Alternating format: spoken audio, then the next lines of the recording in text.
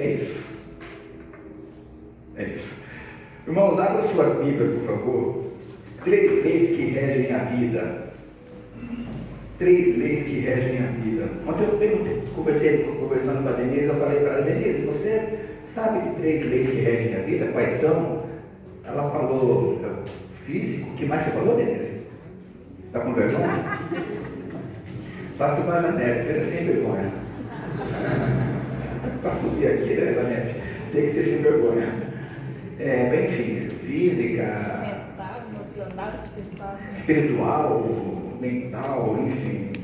Então, na Bíblia nós temos 3 leis que regem a vida. Ela não está errada, viu, irmãos? Mas na Bíblia nós temos 3 leis que regem a vida.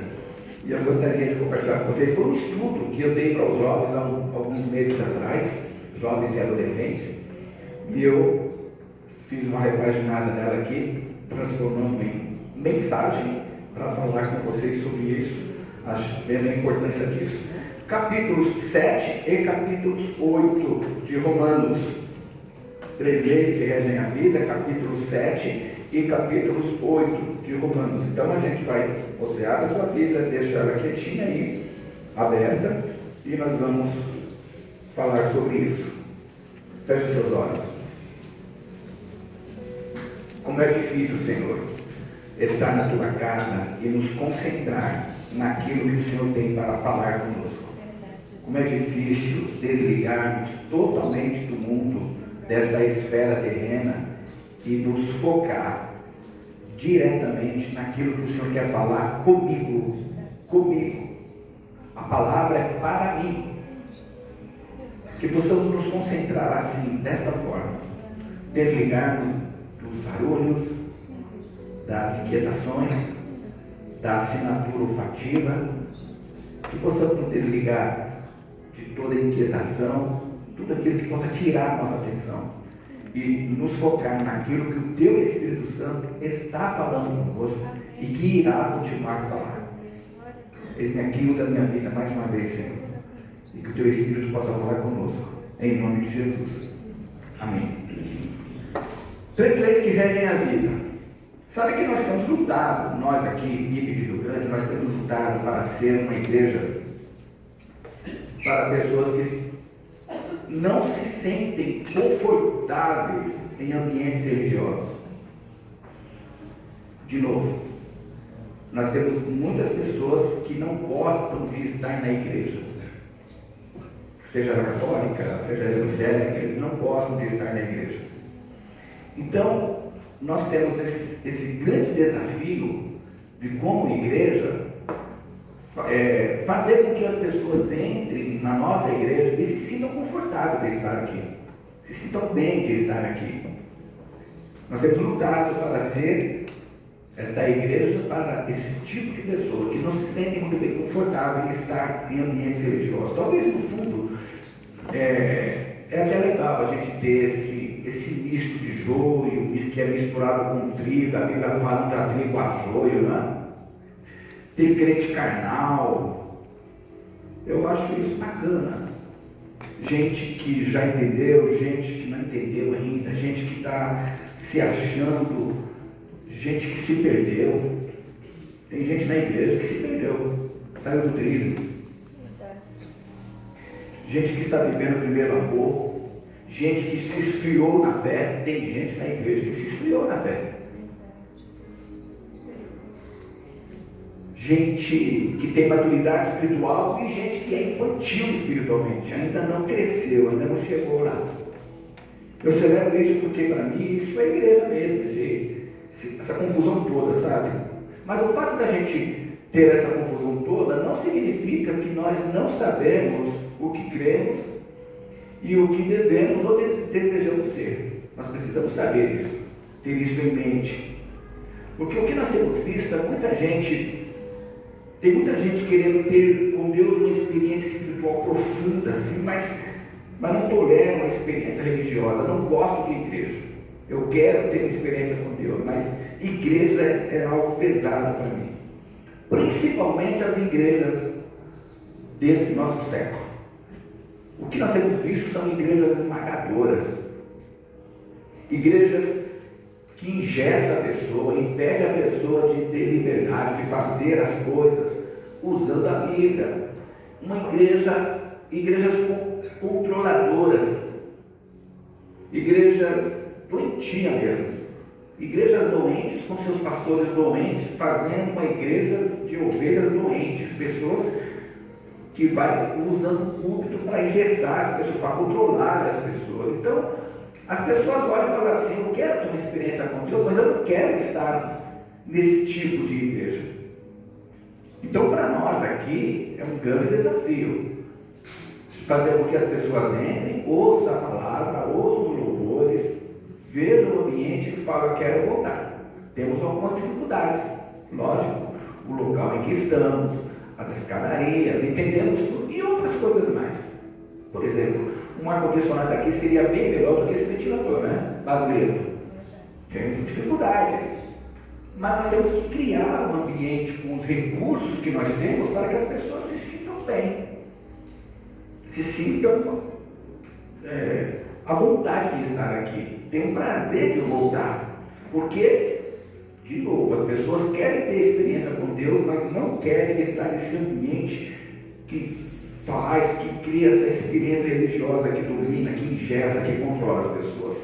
E é isso que eu tento testemunhar para que nós aqui, a Bíblia de Rio Grande, seja esse ambiente, assim, um ambiente de experiência espiritual profunda, para fora da religiosidade doentia e enferma que a gente encontra aí fora. E aí, quando eu leio a Bíblia, eu encontro referências para isso aqui em Mateus, em Romanos 7 e 8, capítulo 7 e capítulo 8 de Romanos. Não vou pedir para você ler em casa, porque dificilmente você vai ler, mas seria interessante. Porque em Romanos 7 e 8, Paulo está falando da experiência humana. E ele está falando para o ser humano, óbvio. Aqui em Romanos 7 e 8, ele fala que todos nós estamos debaixo de 3 leis. 3 leis. Há 3 leis que estão sobre nós. E o que é lei? Entende-se lei como sinônimo de força. Existe uma força, um poder, um impulso ou autoridade sobre você. Você está indo numa rodovia que é 100 por hora e você está a 120 por hora. Você sabe que a qualquer momento você pode ser multado. Tem que colocar nessa rodovia algo que possa exercer poder, autoridade sobre a sua vida, porque a lei existe, mas você não está obedecendo, você está a 120. Aí você encontra um radar. O que você faz no freio? Porque ela tem poder, ela tem autoridade, ela tem domínio sobre você. Então, lei é isso, é algo que exerce poder sobre a nossa vida. Na Bíblia tem 3 leis que exercem poder sobre as nossas vidas. 3 leis espirituais. Autoridade espiritual sobre a nossa vida. Então, são 3 leis. A primeira lei que Paulo fala aqui, ele fala, está aí no capítulo 7, versículo 22 da sua Bíblia. Permaneça com a Bíblia aberta, você que trouxe, ou com iPad, ou com iPhone, ou com celular, enfim, ou com tablet. 7:22, ele vai chamar de lei de Deus.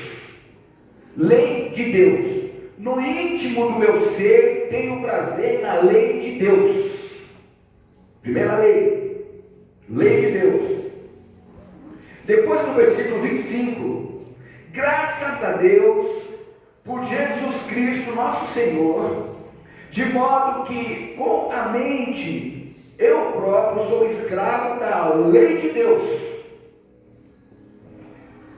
Romanos 8:7, a mentalidade da carne é inimiga de Deus, porque não se submete à lei de Deus.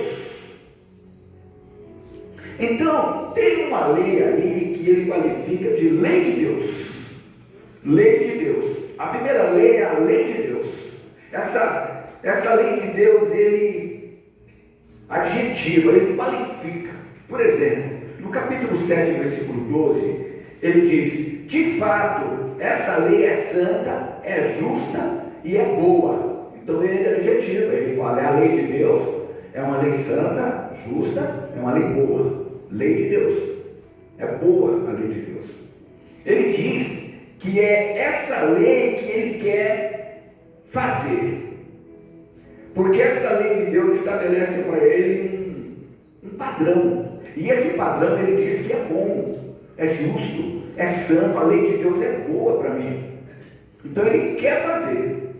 Ele diz que ele quer fazer, mas ele não consegue fazer. Eu quero fazer a lei de Deus, mas eu não consigo fazer essa lei de Deus, cumprir essa lei de Deus. Eu não consigo me submeter à lei de Deus. Eu não consigo fazer o que Deus quer. Eu não consigo viver do jeito que Deus quer que eu viva. Esse é o apóstolo Paulo falando, irmãos. Eu quero fazer a lei de Deus, ela é boa, ela é justa, ela é agradável, mas eu não consigo. Eu quero, mas eu não consigo. Aí ele descobre que existe uma outra lei. A segunda lei, ele diz assim: olha, eu quero viver segundo a lei de Deus, mas eu descubro que tem uma outra lei atuando em mim. Está aí no versículo 21, capítulo 7, 21. Assim encontro esta lei que atua em mim. Uma outra lei. Quero fazer a lei de Deus, mas eu não consigo. Quando eu quero fazer o bem, o mal está junto a mim. Então ele diz assim agora: pois no íntimo do meu ser tenho prazer na lei de Deus, mas vejo outra lei atuando nos membros do meu corpo, guerreando contra a minha mente. Então, o que ele está dizendo é: tem uma lei de Deus na minha mente, tem uma lei de Deus aqui, no meu desejo, na minha vontade consciente. Os terapeutas, os psicólogos, eles falam que nós temos o inconsciente e nós temos o consciente. Eu já disse para vocês que 90% de tudo que nós fazemos é dirigido, controlado pelo inconsciente. E eles até usam esse texto de Paulo. Paulo já fala isso, que nós queremos fazer a nossa vontade, o consciente, mas a gente não consegue porque o inconsciente domina. Eles usam esta linguagem da psicologia para explicar isso. Mas Paulo está falando aqui que é alguma coisa mais forte. Ele está dizendo assim: eu quero fazer a lei de Deus, no meu consciente eu tenho desejo, eu tenho vontade de fazer a lei de Deus, mas tem outra lei agindo dentro de mim. A outra lei fazendo com que eu seja puxado em outra direção daquela contrária que eu quero, que eu espero, que eu desejo. E ele chama essa outra lei no versículo 23. Ele nomeia: mas vejo outra lei atuando nos membros do meu corpo, guerreando contra a lei da minha mente, tornando-me prisioneiro da lei do pecado.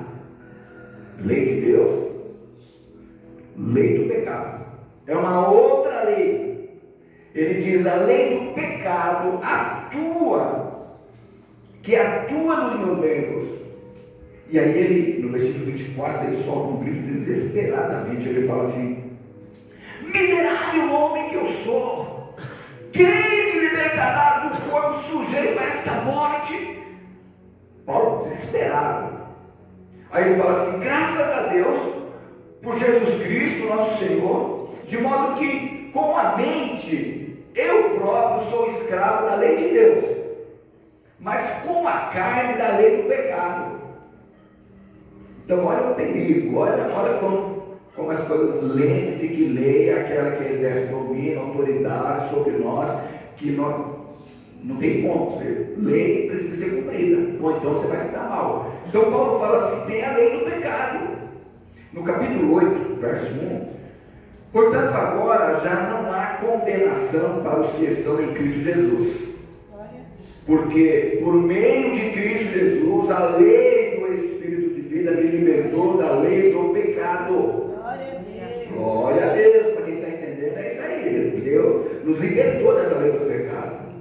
Então ele está falando assim: olha, tem uma lei que é a lei de Deus. Essa lei é boa, perfeita, agradável, santa, é justa. Mas tem uma outra lei dentro de mim, chamada, qual que é a segunda lei? A lei do pecado. A lei de Deus me puxa para um lado, a lei do pecado me puxa para o outro lado. Eu quero fazer a lei de Deus, mas tem uma lei dentro de mim que me puxa para o pecado. Estão entendendo? Faz sentido? Eu conscientemente quero fazer a lei de Deus, mas eu não consigo. Eu não consigo. Eu quero andar certinho, eu quero obedecer, mas tem uma lei que me leva para o pecado. Está em mim, é a lei do pecado. Porque a lei do pecado, eu não consigo, porque a lei do pecado me puxa para o lado de lá. Aí ele diz o seguinte, por isso que a gente precisa orar, irmãos. Orar e continuar orando, e orar e continuar orando. E pedir perdão para esquecer de orar. Temos que orar, irmãos. Temos que deixar o Espírito Santo dirigir a nossa vida, temos que orar o tempo todo. Tem essa lei do pecado aí, está em nós. Então eu quero fazer a vontade de Deus, mas a lei do pecado me puxa para o outro lado. Aí ele diz o seguinte, que as pessoas que estão na carne, essa expressão, ele não está falando do nosso corpo físico, tá, gente? Ele está falando de uma disposição interior da alma. Pessoas que se pendem mesmo para a carne, que já tem essa disposição para fazer a vontade da carne e que não está nem aí com esse negócio de Bíblia, de igreja, de Deus, não está nem aí. O negócio já tem, eu pego e pego de novo e acabou, não estou nem aí. Então, aqueles que estão na carne, ele está falando de uma condição humana. Como se fosse um drive assim que ocupa, que nos ocupa e que ele chama de carne. Ele diz assim no capítulo 8, versículo 7. A mentalidade da carne é inimiga de Deus, porque não se submete à lei de Deus e nem pode se submeter. Então tem a lei de Deus, e quem está na carne é inimigo de Deus, é inimigo de Deus, porque não se submete à lei de Deus.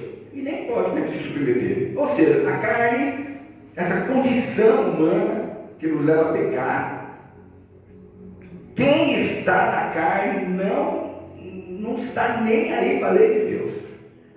E mesmo que quisesse obedecer a lei de Deus, não conseguiria, porque tem uma outra lei mais forte falando, que é a lei, que é a obra da carne. É isso que Paulo está dizendo, que a nossa humanidade é uma máquina que tenta fazer a vontade de Deus, mas não consegue fazer. Assim, eu tenho costume de dizer que nós vivemos 3 estágios da santidade. Quando a gente aceita Jesus, quando a gente se converte ao Senhor Jesus Cristo, a gente se torna santo. O que quer dizer santo, igreja? Separado para Deus, ok? Separado. Mundo, então, santo. Tem um segundo estágio da santificação, da santidade, que a cada dia uma santidade progressiva. Vamos nomear como santidade progressiva. Então eu aceito Jesus, me tornei santo, ok? Agora eu tenho que a cada dia mais ser mais santo, santidade, santificação progressiva, que é a que nós estamos vivendo, por sinal, tá? Amanhã você tem que ser melhor do que hoje. Amém, irmãos? Amém. Amém, vamos fazer isso. E tem uma última santidade que é totalmente santo. É só lá. Aqui a gente não consegue. É isso que Paulo está dizendo aqui. Não tem, eu tento, eu quero, mas eu não consigo. Pensa que Paulo não lutava para não pecar, irmãos. Paulo, mas ele pecava. Então ele fala assim, eu quero fazer essa vontade de Deus, mas eu não consigo. Por isso Paulo diz que nós somos pecadores. Nós somos pecadores. Pecador é o que eu sou. Eu sou o pecador. As pessoas confundem pecador, pecado é o que eu faço. Sim, mas pecador é o que eu sou. A gente não quer pecar, mas a gente não consegue não pecar. Na minha mente eu tenho prazer na lei de Deus, exatamente porque eu não estou na carne. Eu tenho prazer na lei de Deus porque eu aceitei a Jesus como meu Salvador. Quem não aceitou tem prazer na lei da carne e não tem prazer na lei de Deus, e nem pode ter, Paulo fala. Mas quem está em Cristo, olha, atenção, isso aqui é forte, hein? Eu vou falar uma palavra forte aqui. Quem está em Cristo tem que ter prazer na lei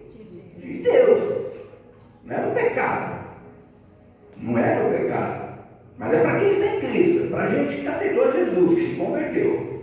Então na minha mente eu tenho prazer na lei de Deus, porque eu não estou na carne.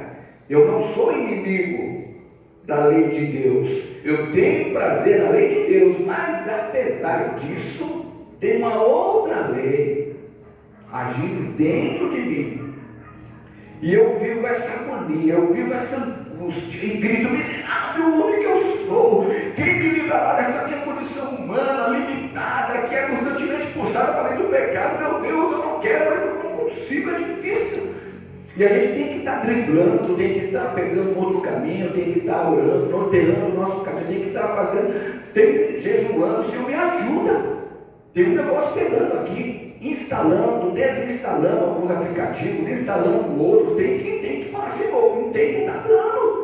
Colocar o celular para despertar, para a gente lembrar que tem que orar.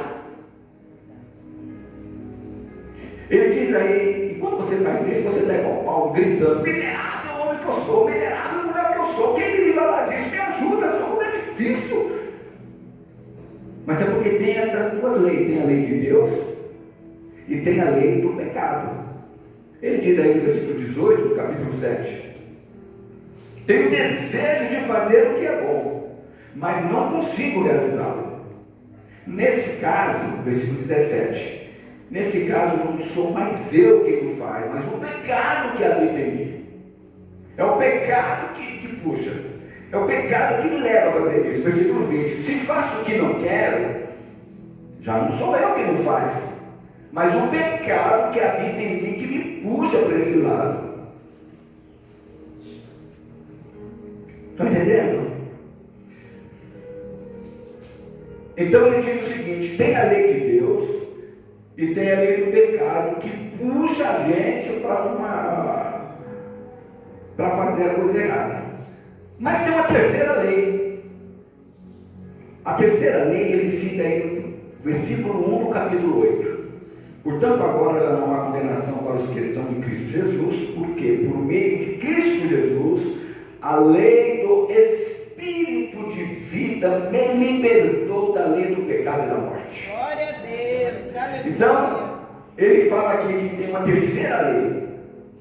É a lei do Espírito de vida. Lei de Deus, lei do pecado e a lei do Espírito de vida. Espírito com letra maiúscula, com E maiúsculo, tá?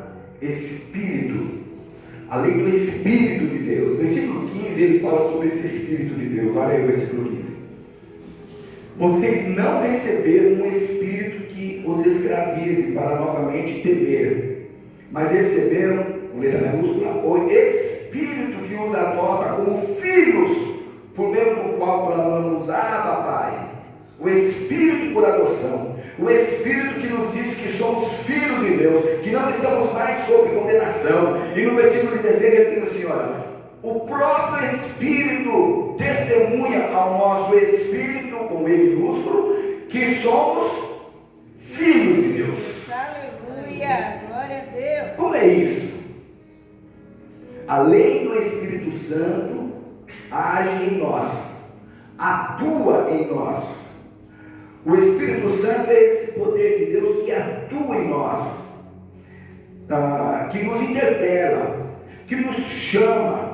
Paulo usa aqui várias vezes no capítulo 8 a expressão ser guiado pelo Espírito Santo, ser guiado pelo Espírito de Deus. Ele diz que pelo Espírito nós conseguimos fazer a vontade de Deus.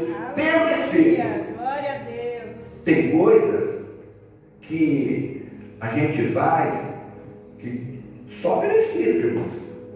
Tem situações que a gente suporta que só pelo Espírito. E aí você vai ver a maturidade de cada um, a sua própria maturidade. Capítulo 8 e 9. Vocês não estão sob o domínio da carne, mas do Espírito. E aí ele diz: se de fato o Espírito de Deus habita em vocês. Por isso que eu disse, para o crente não tem esse negócio de pecar, obedecer. Pecar, obedecer naturalmente, como se nada tivesse acontecendo. Não existe isso. Esses dias eu estava pegando no pé de alguém que fala palavrão. Eu falei: como é que é? Você ainda fala palavrão? Não existe Ou você é de Deus ou você é do diabo. Ou você aceitou Jesus ou você ainda está no mundo. Esse meio muro que leva você de vez em quando soltar umas besteirinhas e depois falar coisa da mesma boca, está procedendo boca, bênção e maldição. Isso não é de Deus. Muro é do diabo. Vai se converter. E não tem outra coisa para falar aí. Tem outra coisa.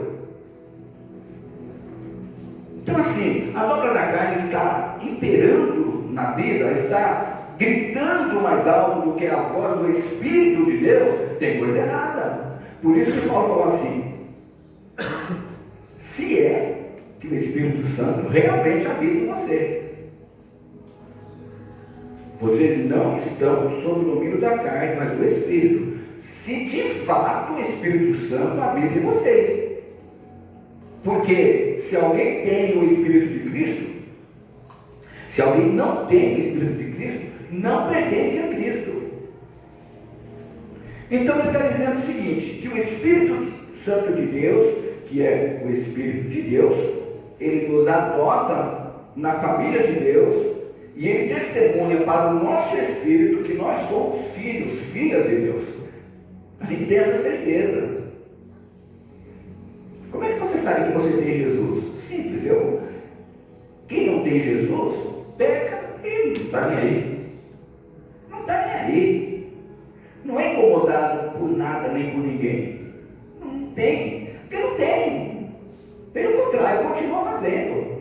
Agora, quem tem o Espírito Santo de Deus, ele vai lá e fala, não está certo, não é legal. E não é assim que peca. Acontece. Não é um acidente, é um incidente, né? Se aconteceu, não fica planejando, não fica naturalmente fazendo. Então, abre o olho. Vê se você tem o Espírito Santo de Deus aí.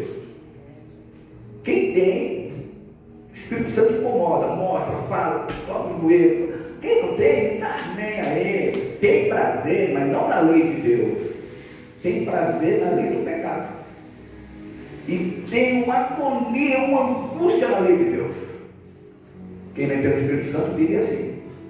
É um sufoco estar na igreja. É uma angústia estar na igreja. Servir a Deus, orar, ler a Bíblia, é penoso, estudar a palavra de Deus, vir um culto de missões, então misericórdia. Já é difícil para quem é crente. Quem não é, então, nem dá as caras. Percebe, irmãos?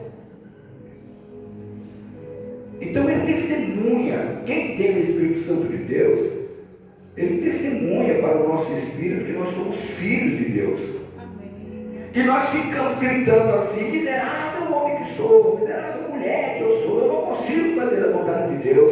Que coisa horrível, eu pequei de novo, eu falei o que não devia de novo, eu menti de novo, eu roubei de novo, eu fui no site errado de novo, tudo de novo. Eu não queria fazer isso. Aí você fica desesperado.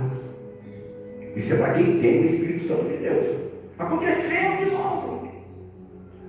Aí vem o Espírito Santo e diz assim, calma, para.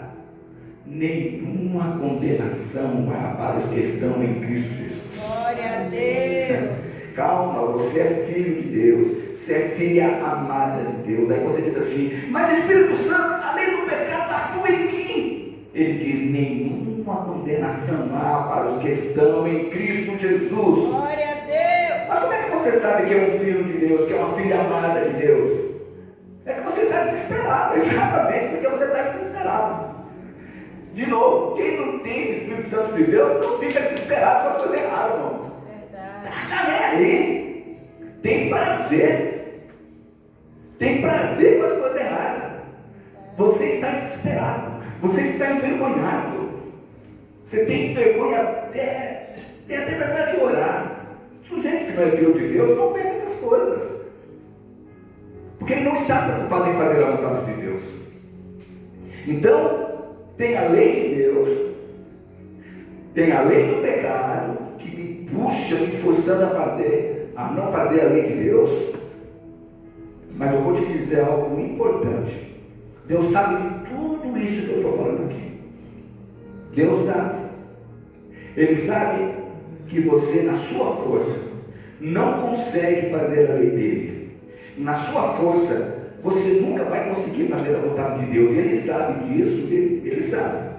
E por quê? Exatamente porque tem uma lei do pecado atuando dentro de você. E sem a presença, sem a atuação do Espírito Santo em sua vida, você não vai conseguir viver do jeito que Deus quer que você viva.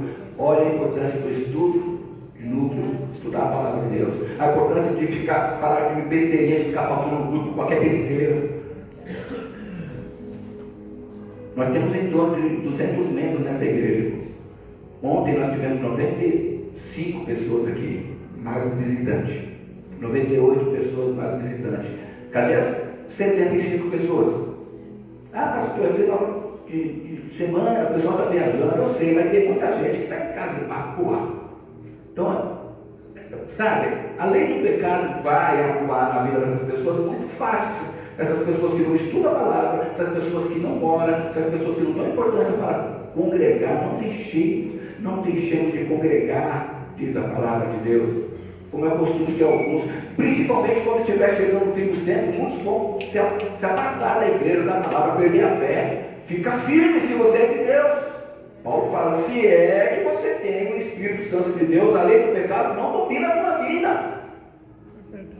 Porque você ora, você fala, não é assim, que porque a lei do pecado está ali, a gente vai pecar e pecar e pecar. Não, se você ora, se você busca a direção de Deus, o controle do Espírito Santo, você está ali, perseverando até o fim, o Senhor atua na sua vida, o Espírito Santo atua em você. Alguém disse que é muito difícil viver a vida cristã, mas na verdade não é difícil. Não é difícil. É impossível viver a vida cristã. Todos somos pecadores e vamos pecar, mas somos filhos amados de Deus e não há para nós mais nenhuma condenação. Por que eu falo que é impossível viver? Impossível, não é difícil viver a vida cristã, é impossível. Porque na carne ninguém consegue. Então é impossível. Mas você tem o Espírito Santo de Deus, leva isso contigo. Deus, aleluia. É Ele, é através dele, é por meio dele. Nós cantamos aqui, Espírito Santo, diz para mim. Fugiu. O que fazer para não pecar. Para não pecar contra ti. Fala para mim, Espírito Santo, me ajuda, me orienta, conversa com ele, pede ajuda. Eu estou tendo dificuldade nisso, fala com o Espírito Santo. Estou tendo dificuldade naquilo, fala com o Espírito Santo. Vai orar, vai depender, tem que jejuar, tem que fazer uma campanha, tem que pedir oração para alguém, tem que fazer, tem que buscar. Nunca aceitar o seu estado de pecado.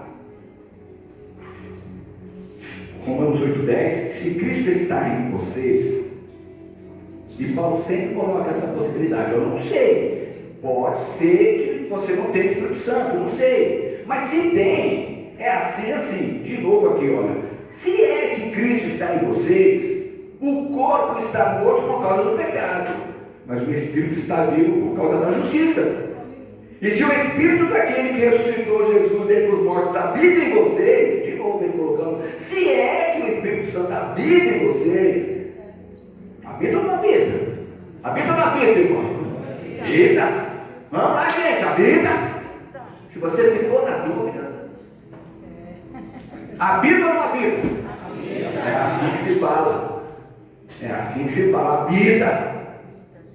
Aquele que ressuscitou a Cristo dentre os mortos também dará a vocês, então, aos seus corpos mortais, dará vida aos seus corpos mortais, por meio do Espírito que habita em vocês. Portanto, irmãos, estamos em dívida, não para com a carne, para vivermos sujeito a ela, pois se vocês viverem de acordo com a carne, morrerão. Mas se pelo Espírito fizerem morrer os atos do corpo, viverão. Porque todos os que são guiados pelo Espírito de Deus são filhos de Deus. Glória a Deus. É, Gabriel, bom, né? É ser guiado pelo Espírito de Deus, não o segredo é esse. Não fica com mimimi, com coisinha aqui, com coisinha lá, não, é pessoa que ama, que abraça, que cheia, que fala, que tem sempre uma palavra, sempre preocupado com a lei de Deus, sempre em oração, sempre presente nos cultos.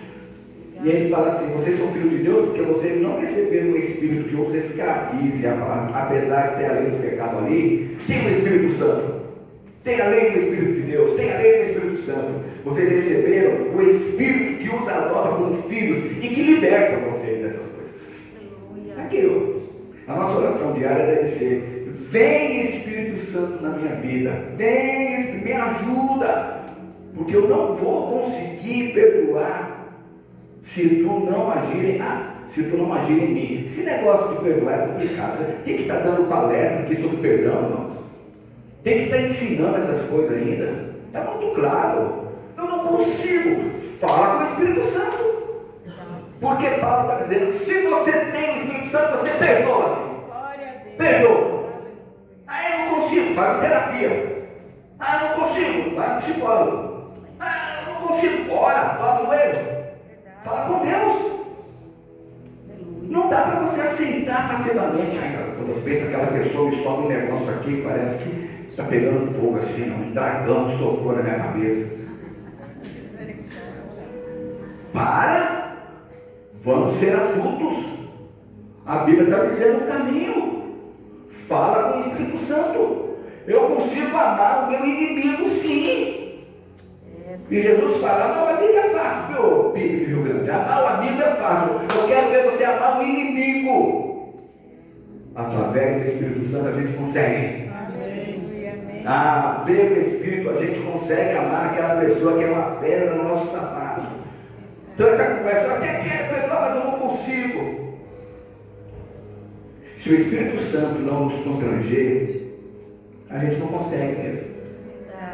Isso é fato.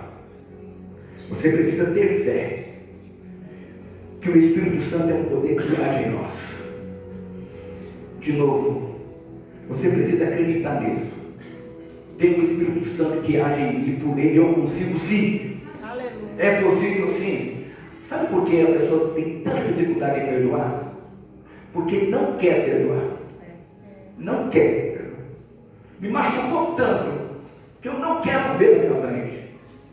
Então você tem que decidir perdoar. Primeiro é isso. Eu sou filho de Deus. Eu não posso viver assim. Está errado. Isso é carne. Eu tenho um Espírito que habita em mim. Decido perdoar. E aí começa a orar: Senhor, me dá força. Prepara o momento. Me dá. Ele vai te dar tanta disposição que você não vai nem esperar o final de semana. Você vai já vai pegar o carro, o Uber, não sei, já vai lá. Estou indo aí.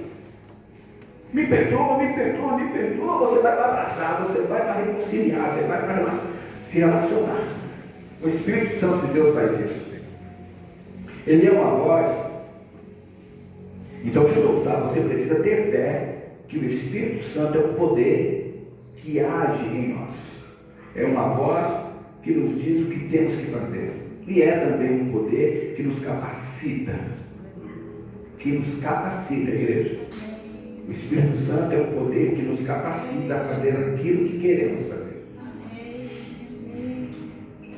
Glória a Deus. Sem o Espírito Santo ninguém consegue mesmo, isso é fato. Mas você tem o Espírito Santo, então para de cobiça, para de besteira, para com essas conversinhas morte, de inimizade, de discórdia, apontando no monte. A palavra falou: não julgueis, para não ser julgado. Ontem nós lemos o Mateus, o Evangelho de Mateus, a fala de Jesus pegando pesado, apertando e dizendo assim: hipócrita, para de ficar, olha para você. Então é isso, olha para você primeiro, depois vai ajudar. Então assim, o Espírito Santo ele nos capacita a fazer aquilo que queremos fazer. Sem o Espírito Santo ninguém consegue. Para finalizar, eu quero te informar que o ambiente espiritual é um ambiente de desejo. O ambiente espiritual é um ambiente de desejo. Se você não tem desejo de fazer a vontade de Deus, não adianta o pastor pregar ali, não adianta a igreja mandar você fazer. Na verdade, não adianta nem Deus mandar você fazer. Você não tem desejo. É pesado ser crente. É pesado estar na igreja. É pesado. pecado é leve, é gostoso, lei da carne, lei do pecado, mas lei do Espírito Santo, lei de Deus é pesado para mim. Então, se você não tem desejo de fazer, não adianta nem Deus mandar você fazer, você não vai fazer, porque você não quer fazer. Lembra que eu falei do pecado? Você não quer perdoar aquela pessoa, você decidiu não perdoar. Agora, se você quer fazer a vontade de Deus, você vai viver sabendo que vai pecar. Acidente, tá? Aconteceu. Mas você vai saber que você é filho amado de Deus. Aleluia. Filha amada de Deus. Aleluia. E que nenhuma condenação há para os que estão em Cristo Jesus. Glória a Deus. A diferença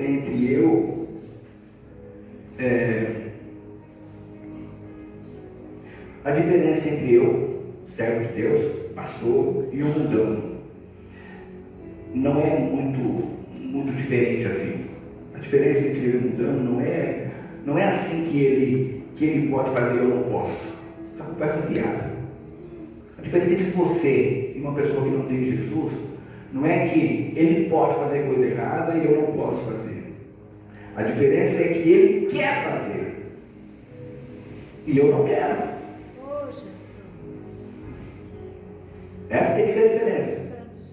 Eles querem fazer e você não deve querer fazer coisa errada. Para você, vou usar a fala de Paulo, tá, irmãos? Se é que você tem o Espírito Santo de Deus. A diferença é que ele quer fazer as coisas erradas e você não quer fazer. Porque a questão da nossa espiritualidade são os nossos desejos. O que é que você deseja? O que é que você quer? Saiba que se você for vulnerável à voz do Espírito Santo, você vai ter prazer na lei de Deus.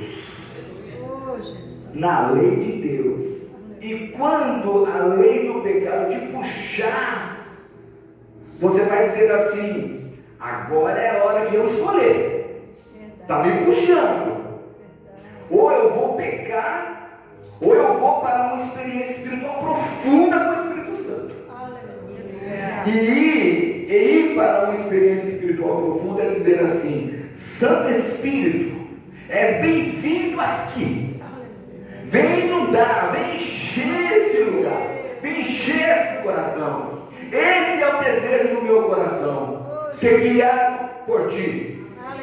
Porque, irmãos, há coisas que a gente não vai conseguir fazer sozinho. É só o Espírito Santo que pode fazer por nós.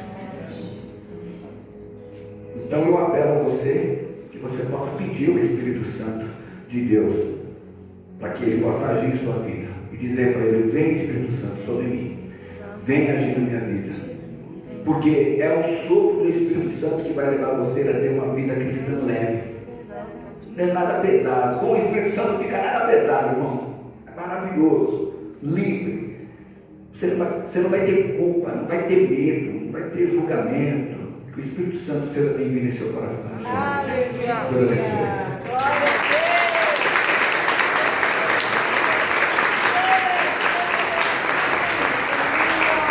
Eu tenho um violão aqui. Ele tem uma